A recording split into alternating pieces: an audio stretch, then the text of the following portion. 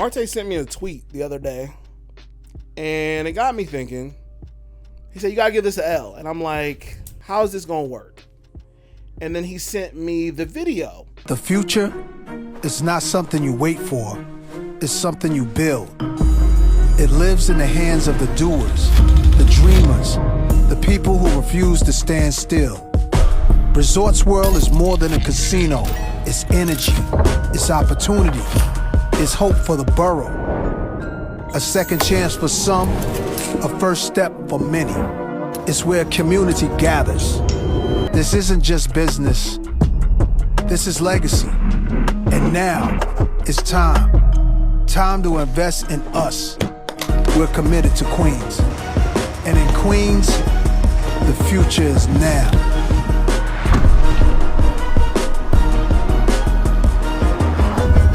And that's when it hit me. Boom. We have basically been talking about this shit in multi different ways. And I'll explain how this all works to multiple things that we've talked about. Are the OGs selling us out? Are the OGs of hip hop, not even just the OGs, the legends? I didn't think we were going to get here that fast. Are the legends of hip hop selling us out? I look at what Hove did with the Barclays. When it came to Brooklyn, they promised all these jobs. Yeah, sure. The construction jobs were temporary, and then everything else as far as jobs He don't even were, own that shit in the Barclays no more. No. He don't even own it no more. Well, he only owned a 1% stake in it in the first place. So selling it to the community that you're from is crazy. The jobs that were created from it were low wage, part-time jobs as ushers and concessions. It obviously started a huge wave of gentrification in your community. Well, maybe it didn't start, but it propelled it way faster. And you sold it to the community as this is going to be a great thing for the community. You're from Brooklyn. It's great. Now, if we just had like 10 more people exactly like him, like with his level of wealth, that would make things so much easier, wouldn't it? I'm getting there. It'll make it so much easier. Don't get ahead of me. If we just had so many more folks like him, then we wouldn't have to worry about being broke because we could just be like him. Right? I'll give you your props in a minute. Okay. So I don't even have to go into the Jay-Z deal with the NFL that he also said was going to be a great thing for us after the whole Kaepernick thing. I don't even have to go okay. into I that. think we're above kneeling. Okay, get the fuck up and get off the field. That's what he said. So, what he really wanted to say. Yeah, that's basically what he tried to get off. So when I see Nas championing this $5.5 billion casino renovation or whatever the fuck it is, it's an upgrade for it. I'm seeing the same play here. This is great for Queens. The world is ours. Dog, you're telling me you're using specific legendary quotes from your music in this rollout for this thing that's not going to be for the community? Never mind the fact that it's Nas. Nas is the person who we were told is not Hove, right? Everything that Hove is with the whole business and all this shit, Nas is not that. Trying to convince me that a partnership with Resorts World is for the community is such nasty work. It is the nastiest work. Like, fam, what is your brand deal? What does your partnership have to do with me? They gonna let me in this motherfucker for free? No. Huh? Nope.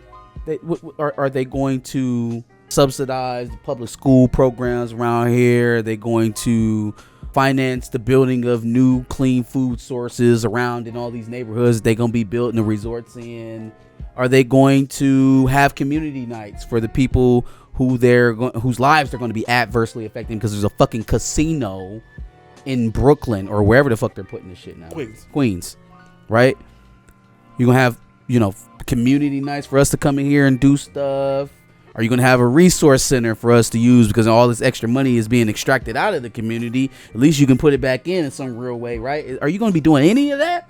Or are you just bringing gambling, depravity, addiction, and all kind of other unsightly stuff that comes along with the world of gambling to Queens so that you can eat? I am tired of celebrities telling us that them winning, them gaining capital equals us winning. we just get a few more people up there rich, some of that money will fall down and hit us in the head, and maybe we won't be so broke.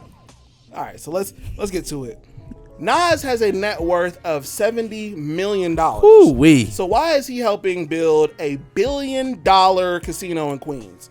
For him, in this case, it seems like a play to level up his wealth, similar to the moves that we've seen Hove make. Hove is worth the $1 billion, and it does go back to the conversation that we had about millionaires and billionaires, because I'll be damned if this is not a millionaire setting himself up to maybe not wealth hoard specifically, but to do fucked up things to the community to only enrich himself in a way to become a billionaire. Like, okay, let's play it out a little bit. Obviously, the real estate in the area is going to skyrocket in a place where the real estate is already unattainable for the vast majority of buyers, right? Like, there's nobody just gallivanting out here buying New York properties unless you got it like that, or else you're inheriting. And those are two main ways you're probably gaining property in New York.